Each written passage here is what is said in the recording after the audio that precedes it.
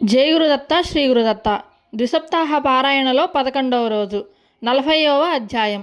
సిద్ధయోగి శ్రీగురు లీలలు ఇంకా ఇలా వివరించారు.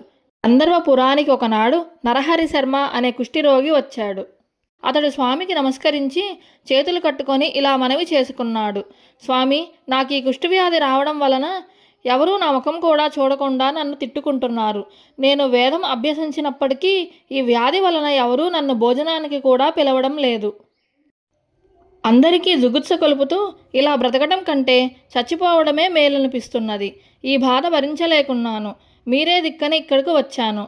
నన్ను ఎలాగైనా ఉద్ధరించండి స్వామి అని ఏడుస్తూ సాష్టాంగ నమస్కారం చేశాడు. శ్రీగురుడు అతనిని కరుణించి లమ్మని చెప్పి అది తొలగిపోవడానికి నీకు ఒక ఉపాయం చెబుతాను అన్నారు. ఇంతలో ఒక వ్యక్తి కొన్ని ఎండుకట్ట పుల్లలను తీసుకొని అటుగా వెళ్తున్నాడు. అందులో ఒక మేడి చెట్టు కొమ్మలు కూడా ఉన్నాయి. శ్రీగురుడు మేడికర్రను చూపి నరహరితో, నాయనా, నీకు ఈ మేడికట్ట ఇప్పిస్తాను. దానిని సంగమంలోని సంగమేశ్వరాలయం వద్ద భీమానది ఒడ్డున భూమిలో నాటు.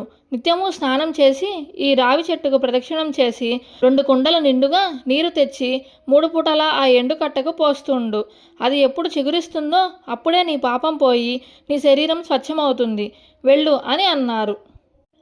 నరహరి ఆయన మాటపై సంపూర్ణమైన విశ్వాసం ఉంచి ఆ కట్టెను భక్తితో నెత్తిపై మోసుకొని పోయి ఆయన చెప్పినట్లే చేయసాగాడు. ఇలా 1 వారం రోజులు గడిచిపోయాయి. అతడు మాత్రం తన విశ్వాసం కొంచెం కూడా విడవక, గురుదేవుల వాక్కు అసత్యం ఎలా అవుతుంది? వారి కృప వలన చచ్చిన వారెందరో బ్రతకగా లేనిది ఈ ఎండుకట్ట చిగురించడంలో ఆశ్చర్యమేమున్నది అని చెప్పి తాను మాత్రం తన నియమం ప్రకారం చేస్తుండేవాడు. అందరూ అతని పనికి ఆశ్చర్యపోతుండేవారు. కొంతమంది వెళ్ళి శ్రీగురుడికి నరహరి చేస్తున్న పిచ్చి పని గురించి చెప్పారు. అప్పుడు శ్రీగురుడు వాళ్ళకి ఇలా చెప్పారు. పూర్వం పాంచాల దేశాన్ని సింహకేతువు అనే రాజు పరిపాలిస్తుండేవాడు. అతని కొడుకు ధనుంజయుడు. ఒకసారి ఆ రాజకుమారుడు వేటకని ఒక మహారణ్యానికి వెళ్ళాడు. అతడు చాలాసేపు వేటాడి బాగా అలసిపోయాడు. అతనికి బాగా దాహం వేసింది. అప్పుడు ఒక బోయవాడు ఒక కొలను వద్దకు అతనిని తీసుకుపోయాడు.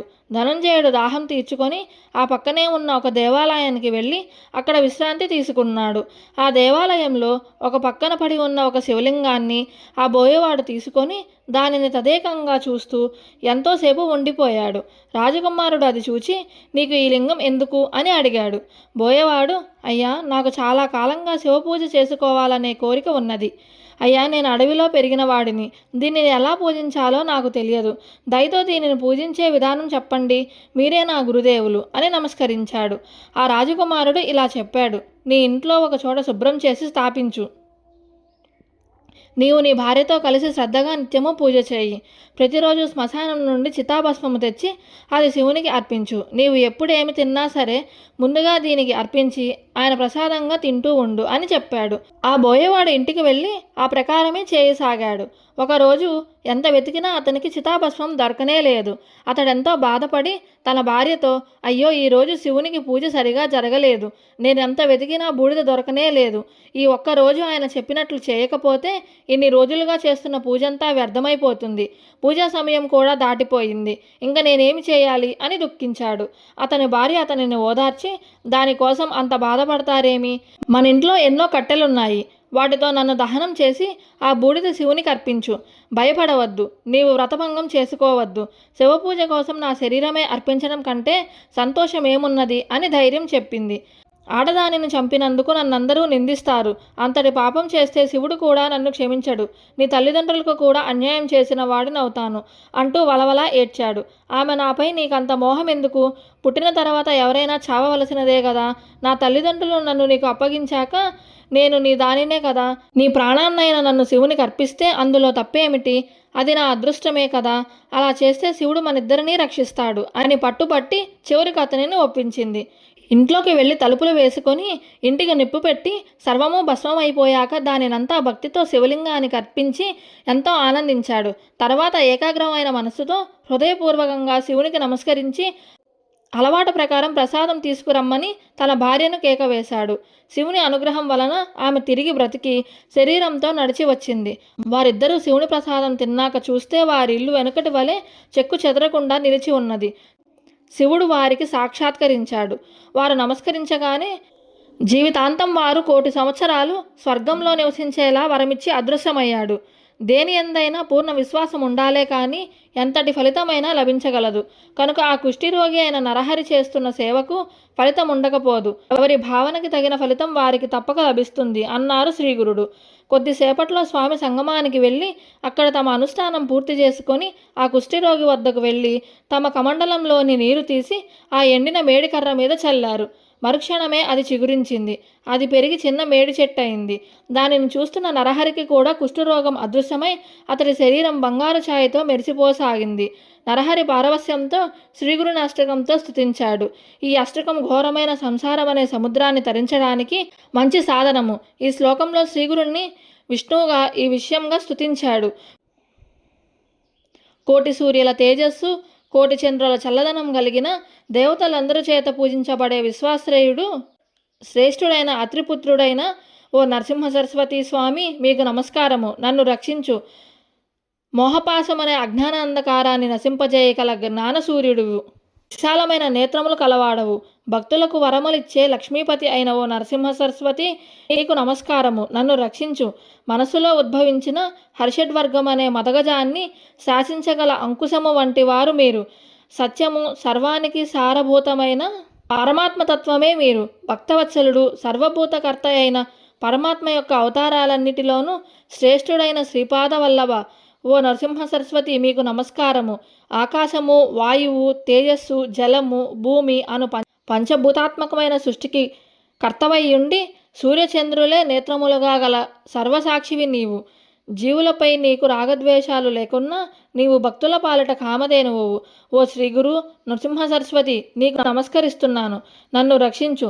తామర రేకుల వంటి కన్నులు కలిగి పూర్ణచంద్రుని వంటి తేజస్సు గల ఓ శ్రీగురు, ప్రచండమైన పాపాలను పారద్రోలడానికి దండము ధరించి యతివేషధారులైన నరసింహ సరస్వతి, మీకు నమస్కరిస్తున్నాను. నన్ను రక్షించు.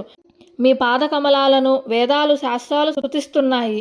నాదబిందు కళాస్వరూప, నీవు వాటికి కూడా అతీతుడవై ఉండి 3 విధములైన తాపాలతో పీడించబడుతున్న భక్తుల పాలిట కల్పవృక్షమా ఓ నరసింహ సరస్వతి, నీకు నమస్కారము. నన్ను రక్షించు. అష్టాంగ యోగ తత్వనిష్టతో ఆత్మసంతుష్టుడవై ఉన్న జ్ఞానసాగర, కృష్ణావేణి పంచనది సంగమ తీర నివాస, కష్టాలను దైన్యాన్ని దూరం చేసి భక్తులకు కోరినవి ప్రసాదించి తృప్తినిచ్చు నరసింహ సరస్వతి, నీకు నమస్కరిస్తున్నాను. నన్ను రక్షించు. ఇలా నరహరి స్తుతించగా అప్పుడు శ్రీగురుడు, పై విధంగా నన్ను ఎవరైతే స్తుతిస్తారో వాడికి జ్ఞానానుసారము, దీర్ఘాయువు, ఆరోగ్యము, సర్వసంపదలు, 4 పురుషార్థాలు లభిస్తాయి. ఈ అష్టకం ఘోరమైన సంసారం అనే సముద్రాన్ని తరించడానికి మంచి సాధనము అని అన్నారు. ఆ తరువాత అప్పుడు వారందరినీ తీసుకొని ఆయన గంధర్వపురంలోని తమ మఠానికి చేరుకున్నారు. ఆ గ్రామంలోని వాళ్ళందరూ ఈ లీల గురించి విని భక్తితో శ్రీగురుని దర్శించి ఆయనకు హారతులిచ్చారు. నరహరి ఆనాడు వారందరికీ సమారాధన చేశాడు. తర్వాత శ్రీగురుడిని దగ్గరకు పిలిచి, నాయన, నీ పట్ల మాకెంతో ప్రీతి కలిగింది. నీవు గోవులు, సంపదలతో ఐహిక సుఖాలన్నీ అనుభవించగలవు. నీ వంశంలో జన్మించిన వారందరూ వేదశాస్త్రజ్ఞులు, శతాయుష్మంతులు అవుతారు. నీకు 3 కొడుకులు పుడతారు. వారిలో ఒకడు యోగి అయి మా సేవ చేస్తాడు అని ఆశీర్వదించారు. తర్వాత శ్రీగురుడు అతనికి అష్టాంగ యోగం ఉపదేశించి విద్యా సరస్వతి మంత్రాన్ని కూడా ఉపదేశించి, నీకు యోగీశ్వరుడు అని పేరు పెడుతున్నాను. నీ భార్య బిడ్డలను తీసుకొచ్చి మా సన్నిధిలోనే ఉండు అని చెప్పారు. నామధారక శ్రీగురుని ప్రసాదం వలన నరహరి శర్మకు 3 కొడుకులు పుట్టి గురుభక్తి వలన ఎంతో వృద్ధిలోకి వచ్చారు. స్వామిని నమ్మిన వారిని ఆయన ఎంతగానో అనుగ్రహిస్తారో చూడు. అంతేకాదు, భక్తితో అతడు చేసిన స్తోత్రం అంటే శ్రీగురునికి ఎంతో ప్రీతి. ఆ స్తోత్రంలో వ్యాకరణ దోషాలు, ఛందదోషాలు ఉన్నాయి. ఎవరైనా ఆ తప్పులు దిద్దబోతే శ్రీగురుడు అంగీకరించరు. ఆ స్తోత్రమాలనే చదవాలి అని చెప్పారు. ఇంతటితో 40వ అధ్యాయం సమాప్తం. 41వ అధ్యాయం ప్రారంభం. నామధారకుడు, స్వామి, మా పూర్వీకులు శ్రీగురుని భక్తులు ఎలా అయ్యారో తెలుసుకోవాలని ఉంది, చెప్పండి అని అడిగాడు. అప్పుడు సిద్ధయోగి ఇలా చెప్పసాగారు. నాయన, పూర్వం శ్రీగురుడు తీర్థాటనం చేస్తూ గోదావరి తీరాన ఉన్న వాసర క్షేత్రానికి వెళ్ళినప్పుడు ఆయనను భక్తితో పూజించి ఆయనకు ప్రేమకు పాత్రుడైన సాయందేవుడే మీ పూర్వీకుడు.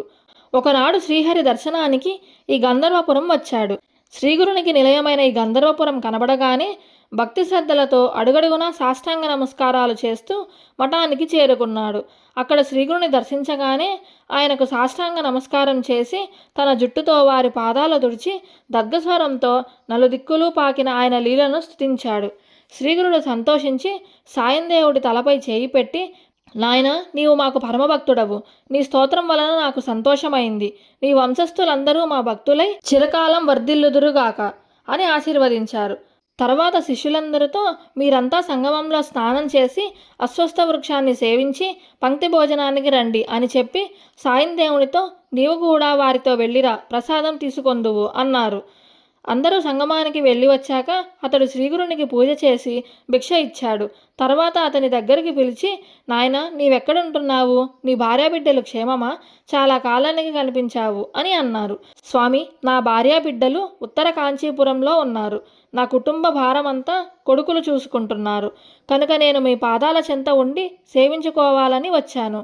మీరు నన్ను అనుగ్రహించాలి అని వేడుకున్నాడు. అప్పుడు శ్రీగురుడు నవ్వి, నాయనా, మమ్మల్ని సేవించడం అంత సులభం కాదు. మేము ఒక చోట ఉండేవారము కాదు. ఎక్కడ పడితే అక్కడే ఉంటాము. ఒకప్పుడు ఊరిలో ఉంటే మరొకప్పుడు అడవిలో ఉంటాము. మాతో కలిసి ఉండడం, మా సేవ చేయడమూ కష్టము. కనుక బాగా ఆలోచించుకో అని అన్నారు. సాయందేవుడు, స్వామి, మిమ్ము శరణు పొందిన నన్ను దూరం చేయవద్దు. నేను మీ చెంతనే ఉండి మీ పాదసేవ చేసుకుంటాను. అనుజ్ఞ ఇవ్వండి అని పట్టుబట్టాడు. అప్పుడు శ్రీగురుడు, నీకింత దృఢభావం ఉంటే అలానే చెయ్యి అని అంగీకరించారు. అతడు స్వామి సన్నిధిలో 3 నెలలున్న తర్వాత ఒకనాటి సాయంత్రం శ్రీగురుడు శిష్యులనెవ్వరినీ రావద్దని చెప్పి సాయందేవుడినొక్కడినే కూడా తీసుకొని సంగమానికి వెళ్ళారు. శ్రీగురుడు సాయందేవుడు మాత్రమే అక్కడ ఉన్నారు. అప్పుడు అతనిని పరీక్షించదలిచి శ్రీగురుడు ఒక లీల చేశారు. అంతలోనే అకస్మాత్తుగా పెనుగాలి చెలరేగింది. ఆ గాలి చెట్లు ఊగిపోయి విరిగి పడుతున్నాయి. మెరుపులతో కుండపోతగా వర్షం ప్రారంభమైంది. సాయందేవుడు ఆ గాలికి ఎలాగో ఓర్చుకొని తన ఒంటిపై ఉన్న ఉత్తరీయం తీసి శ్రీగురునికి కప్పి ఆయనకు అడ్డంగా నిల్చున్నాడు. ఇలా గాలి, వాన అర్ధరాత్రి 2వ జాము వరకు కొనసాగాయి. అప్పుడు శ్రీగురుడు, నాయన, మమ్మల్ని చలి బాధిస్తున్నది. గ్రామానికి వెళ్ళి మఠం నుండి అగ్ని తీసుకురా అని అన్నారు. అతనికి అటూ ఇటూ చూడకుండా త్వరగా వెళ్ళి రమ్మని చెప్పారు. వెంటనే సాయందేవుడు బయలుదేరి గంధర్వపురం వైపుగా నడవసాగాడు. దారిలో ఎక్కడ అడుగుపెట్టినా మోకాల లోతున బురదలో కాళ్ళు కూరుకుపోతున్నాయి. ఆ పైన నీరు రొమ్ముల లోతున ప్రవహిస్తుంది. వేగంగా వీస్తున్న గాలి అతనిని ఒక పక్క నట్టేస్తుంది. ఎలాగో అతడు శ్రీగురుని స్మరిస్తూ చీకట్లో తడుముకుంటూ మెరుపుల వెలుగుల్లో దారి చూసుకుంటూ బాట కనిపించినంత దూరం పరిగెడుతున్నాడు. చివరకు ఎలాగో అతడు మఠం చేరి అక్కడి సేవకులను నిద్రలేపి వారి వద్ద నుండి కుండలో నిప్పులు తీసుకొని తిరిగి బయలుదేరాడు. శ్రీగురుడు తనను పక్కలకు చూడకుండా ఎందుకు సాగిపోమ్మన్నారో తెలుసుకోవాలన్న కుతూహలంతో నెమ్మదిగా కుడిపక్కకు చూశాడు. అటు పక్కన 5 పడగల గల భయంకరమైన త్రాచుపాము కనిపించింది. నెమ్మదిగా ఎడం ప్రక్కకు చూశాడు. అటు పక్కన కూడా మరొక భయంకరమైన పాము అతని వెంటనే వస్తున్నది. భయంతో తనను పాముల బారి నుండి రక్షించమని మనస్సులోనే శ్రీగురుని ప్రార్థించి సాగాడు. వెంటనే అతనికి కొంచెం భయం తగ్గి ఒక చక్కని బాట చిక్కింది. దాని వెంట పోగా కొద్దిసేపట్లోనే సంగమం వద్దనున్న రావి చెట్టు అతనికి కనిపించింది. ఆ ప్రాంతమంతా వేల కొద్ది దీపాలతో వెలిగిపోతున్నట్లు కనిపించింది. అక్కడ నుండి వేదఘోష అతనికి చక్కగా వినిపిస్తున్నది. అతడు అటువైపు వెళ్ళి శ్రీగురుని సమీపించేసరికి అక్కడ ఆయన ఒక్కరే ఉన్నారు. అతడికి ఆ భయం వలన వర్షం ఆగిందని కూడా తెలియలేదు. అతడు ఆ పాత్ర కింద పెట్టి నిప్పును ప్రజ్వలింపచేశాడు. అతడు గురువుకేసి చూసేసరికి ఆ 2 పాములు ఆయనకు నమస్కరించి వెళ్ళిపోతున్నాయి. వాటిని చూడగానే అతనికి మరలా భయమేసింది. శ్రీగురుడు నవ్వి, భయపడవద్దు, నిన్ను రక్షించడానికి ఆ పాములను మేమే పంపాము. గురుసేవ ఎంత కఠినమైనదో తెలిసిందా? కనుక ముందుగా ఆలోచించుకోమని చెప్పాను. తగిన భక్తి విశ్వాసాలు ఉంటేనే అందుకు పూనుకోవాలి. కలి ప్రభావం వలన ఇంద్రియ చాపల్యము, అపప్రచారములు మొదలైన అవరోధాలు ఎన్నో వస్తాయి. అయినా చెలించకుండా నిశ్చలంగా గురుసేవ చేస్తే గురుకృప వలన సర్వము సిద్ధిస్తుంది అని అన్నారు. అప్పుడు సాయందేవుడు నమస్కరించి, స్వామి, నేనేమి తెలియని వాణ్ణి. కృపతో గురుభక్తి ఎలాంటిదో వివరించండి. దాని సహాయంతో స్థైర్యం చిక్కించుకొని మీ చెంతనే ఉండి సేవిస్తాను అని అన్నాడు. అప్పుడు శ్రీగురుడు ఇలా బోధించారు. నాయనా, చెబుతాము విను. పూర్వం పార్వతీదేవికి పరమేశ్వరుడు బోధించిన గురుభక్తి తత్వం నీకు చెబుతాను. శివుడు ఇలా చెప్పారు. దేవి, గురువే ఈశ్వరుడన్న దృఢమైన విశ్వాసంతో ఆయనను సేవించడం వలన సర్వసిద్ధులు కలుగుతాయి. పూర్వం త్వష్టయ అనే బ్రాహ్మణ బాలునికి 8వ సంవత్సరంలో ఉపనయనం చేసి వేదాధ్యయనానికి గురువు వద్దకు పంపారు. బ్రహ్మచారి చక్కగా గురుసేవ చేస్తున్నాడు. ఓసారి ఆ గురువు యొక్క కుటీరం శిథిలమై వర్షపు నీరు లోపలకు కురిసింది. గురువు త్వష్టను పిలిచి, నాయన, ఈ కుటీరం ప్రతిసారి వర్షానికి పాడైపోతున్నది. ఇలా గాలి, వాన, అగ్నుల వలన నశించకుండా అన్ని వసతులు కలిగి ఉండే కుటీరం నాకు కావాలి అని చెప్పాడు. అప్పుడు గురుపత్ని, నాయన, ఎవ్వరూ నేయనిది, కుట్టనిది, రంగురంగులది, సరిపోయేది అయిన రవిక నాకు తెచ్చి పెట్టాలి అన్నది. ఇంతలో గురుపుత్రుడు వచ్చి, అన్న, నాకు మట్టి అంటనివి, నీటి మీద నడిపించగలవి, ఎప్పుడూ సరిపోయేవి అయిన పాదరక్షకులు కావాలి అని చెప్పాడు. అప్పుడే చిన్న పాప అయిన గురుపుత్రిక కూడా వచ్చి, అన్న, నా చెవులకు కుండలాలు, ఆడుకునేందుకు ఒక బొమ్మరిల్లు కావాలి. అది ఒంటి స్తంభం కలిగి దంతంతో చేసినదై పగలనిదిగా ఉండాలి. అది నా వెంట తీసుకెళ్లడానికి వీలుగా ఉండాలి. అందులో అన్ని వసతులు ఉండాలి. అది నా వెంటకు తీసుకెళ్లడానికి వీలుగా ఉండాలి. దానిని నెట్టుకు వెళ్ళడానికి చక్రాలు ఉండాలి. దానిని మళ్ళీ ముడిచివేయడానికి వీలుండాలి. అందులో పీట, కుర్చీ ఉండాలి. ఆడుకోవడానికి మంచి వంట పాత్రలు మట్టివి కావాలి. నాకు అవే వంట నేర్పాలి. వాటిలోని వంట ఎంతసేపైనా చల్లారకూడదు. ఇతర వంట పరికరాలు కూడా కావాలి అని చెప్పింది. త్వష్ట అంగీకరించి అడవికి వెళ్తూ అవన్నీ ఎలా సంపాదించాలా అని ఆలోచించాడు. చివరకు దిక్కుతోచక తన గురువునే ధ్యానించి తన మనస్సులోనే ఆయనను శరణు పొందాడు.